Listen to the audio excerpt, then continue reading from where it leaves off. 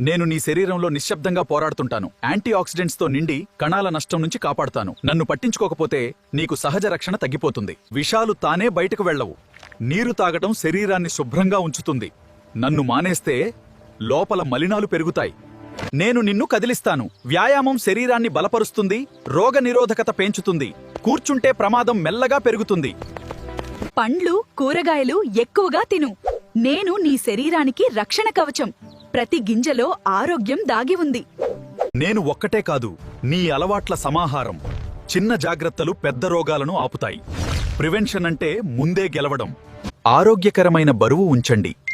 అధిక బరువు నిశ్శబ్ద ప్రమాదం. సమతుల్యం నీ రక్షణ. నేను కేవలం రుచి కాదు, అలవాటవుతాను. ఎక్కువైతే నీ శరీరానికి నిశ్శబ్దంగా భారమవుతాను. కొంచెం సరిపోతుంది, ఎక్కువే ప్రమాదం. నేను నిన్ను స్టైల్ కాదు, నాశనం. ప్రతి పఫ్తో నీ శరీరం లోపల మార్పులు మొదలవుతాయి. నన్ను దూరంగా ఉంచితేనే నువ్వు గెలుస్తావు. మద్యం తగ్గించండి. అతి ఆరోగ్యాన్ని దెబ్బతీస్తుంది. పరిమితి జీవితం కాపాడుతుంది. ప్రాసెస్ చేసిన ఆహారం తగ్గించండి.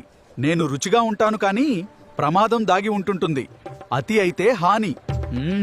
నేను ఒక టీం కాదు, ఒక నిర్ణయం. సరైన ఎంపికలు నిన్ను కాపాడతాయి. తప్పు అలవాట్లు నిన్ను బలహీనపరుస్తాయి. ప్రివెన్షన్ అంటే నీ వైపు ఎవరున్నారో నిర్ణయించడం.